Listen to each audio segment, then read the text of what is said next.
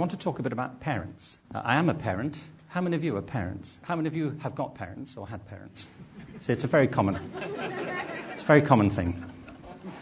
I had parents myself, and whatever I've done in my life in education has pivoted around the attitude of my parents when I was a kid.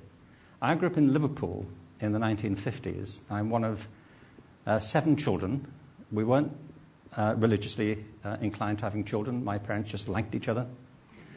And there was no internet, so here I am. And we were a large working class family. And most of my family, extended family, didn't go into higher education, didn't go to the grammar schools. They went into manual work. That was the expectation. So I was one of those boomers who was the first to go to college. And I went because I got polio when I was 4, and my father properly figured out that I wasn't going to make a living digging roads or doing manual work, which I was rather pleased about, frankly. And he put me under a lot of pressure to focus on my education.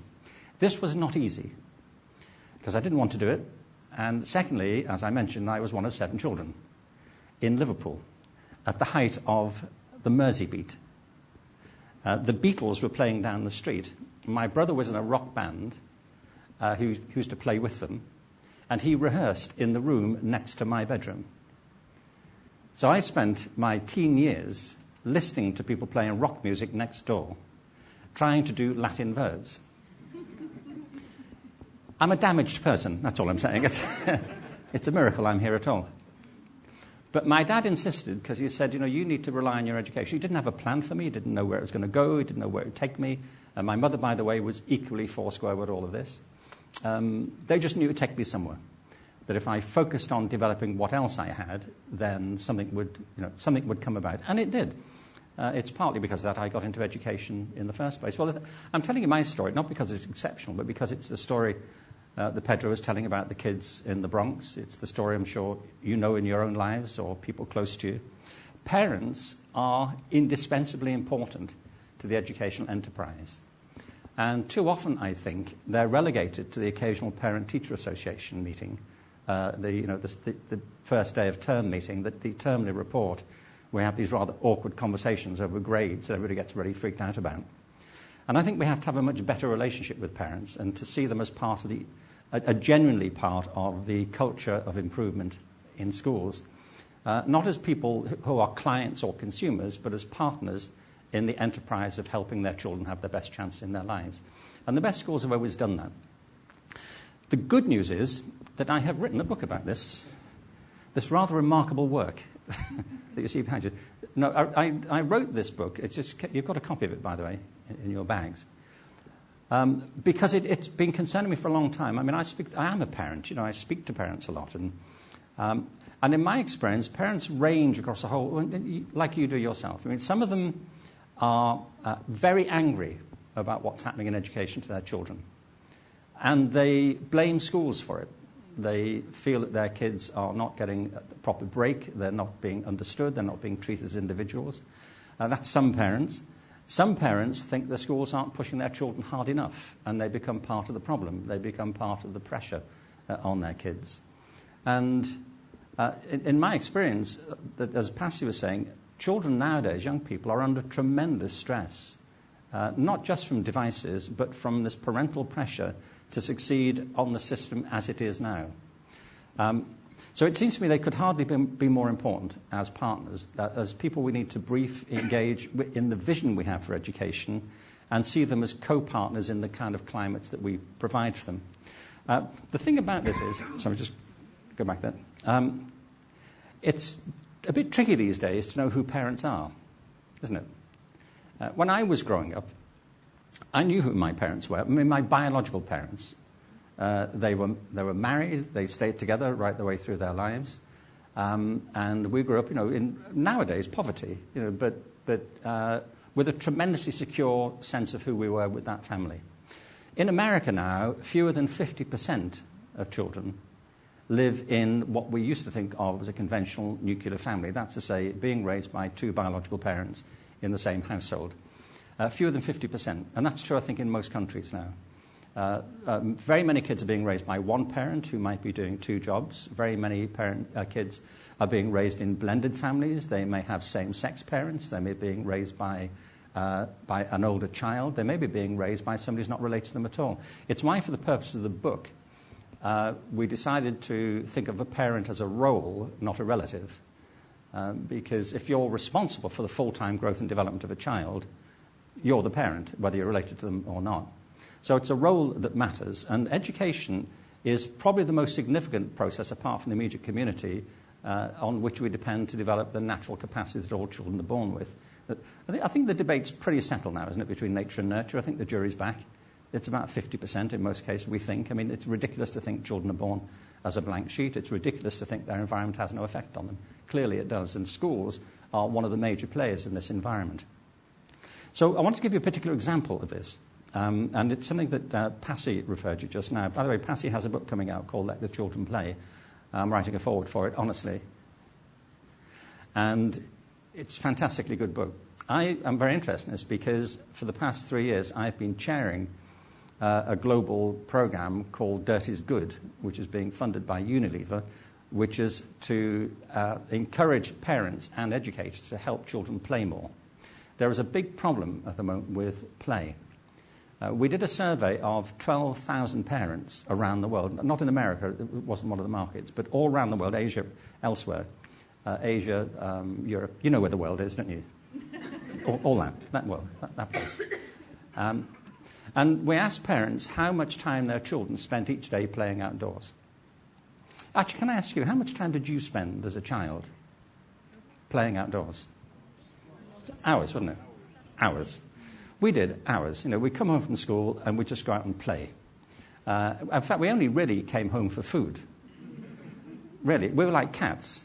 You know, I mean, if there was food, we'd return to the house, and if there wasn't, we'd go to where the food was. It was the beginning of blended families, actually. just get raised with anybody who could feed us. Nowadays, children spend very little time playing, much less, typically, than an hour a day. By the way, we refer to this as Passy as real play. I don't mean video games. I don't mean kids going out playing Little League with their parents, howling at them from the touchline, holding their kit. I mean rough and tumble play where kids make up games, go and do things on their own, run around, fall over, get bruised, you know, rough and tumble, running around, physical, active, imaginative play. Parents themselves call it real play, and that's what we call it too. That's what's at risk. So children spend much less time outdoors and much less time playing. By the way, the International Convention for the treatment of prisoners, maximum security prisoners, provides that they spend 2 hours a day outdoors. So our children are voluntarily spending less time outside than high-risk security prisoners. And there are various reasons for it. One of them is the pressure from school of homework. Another is the use of screens. I'll mention that just before I'm done. Another is parental fear that terrible things will happen if their children go outside. Another is that there's much more to do inside than there used to be when we were kids. Another is lack of proper places. Local authorities are very bad at providing proper space where children can play safely without being under, surveillance. I mean, surveillance maybe, but not close supervision. We did another study just recently to ask, well, how much time do kids spend now in front of screens? This is what we came up with. By the time they're 7, most kids have spent the equivalent of 2 years in front of screens of their waking time. Now, can you imagine if we told a parent that they were going to take their child away for a year and incarcerate them in some private place with no social contact and not being able to go outside? But we're doing it voluntarily. Now, it's a very complicated picture, clearly. Partly it's because we use these devices as comforter, partly because they're so addictive in themselves. But the upshot is that it's having a deep effect on children's capacity to relate to each other. Social media always struck me as a very ironic title. They're not social at all. In fact, they're antisocial for the most part. I mean, you know that. You see kids texting each other across the same table. And many kids are losing the capacity to connect. And, there's this, what's called FOMO, fear of missing out. They're measuring themselves constantly against other people. At least when we were kids, when we went home, the drama was over for the day. But, it starts all over again when kids get back into school. So I think Passey's 5 steps are very interesting. And I would add to it the need for schools and parents to collaborate, particularly on the provision for outdoor physical play. The reason is that play is the most natural process by which children grow and develop. It has powerful social roles, powerful emotional roles, testing out their own identities and ideas. It has powerful roles in physical development. And it's partly because they don't play now that they don't sleep much either. There's a vicious circle here.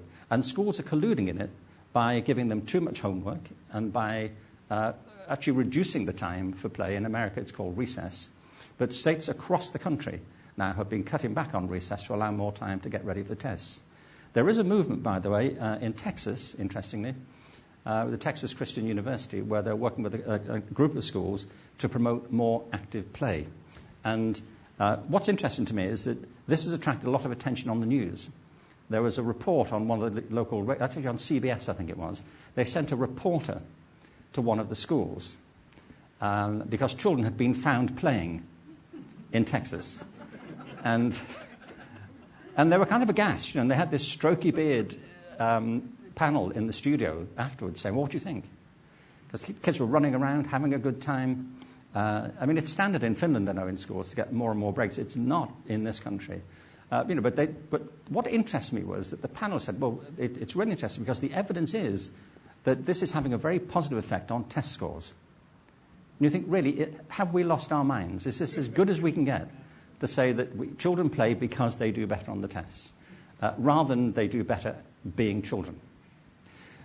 The last thing I just want to say about this is about this ecosystem.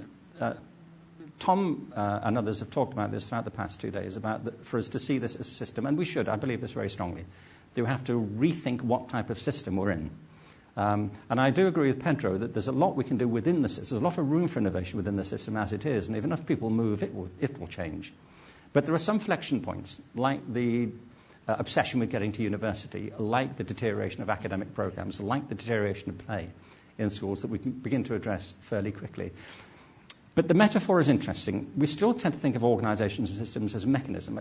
This is something I used a little while ago.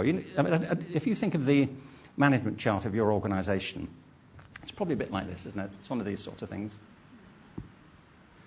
What all that talks about is structure.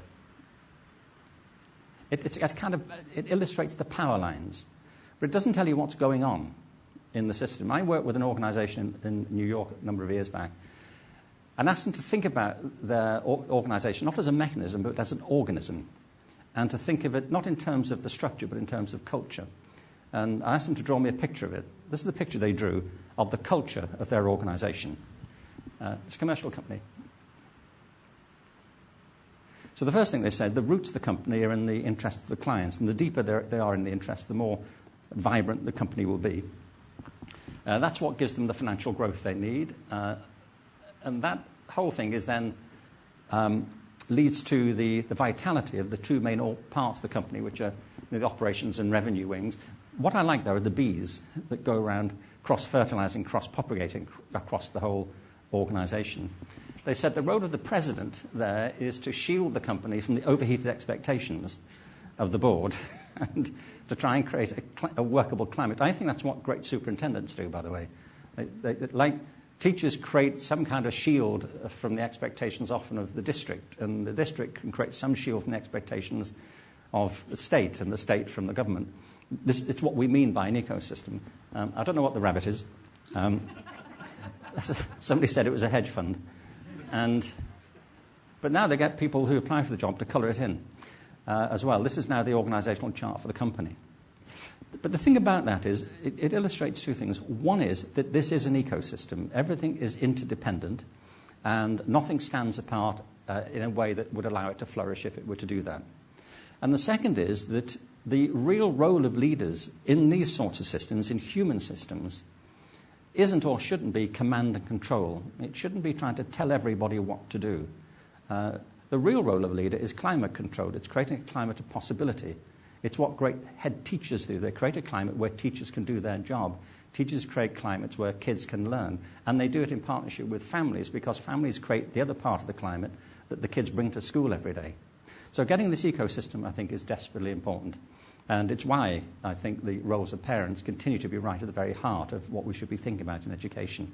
From my own point of view, I say my dad pushed me hard in a particular direction, and so did my mum. The other thing it illustrates is I had no idea, of course, if we were to do that, nor did he, that one day I'd end up here in Los Angeles talking to you about ecosystems. But that's how it works, isn't it?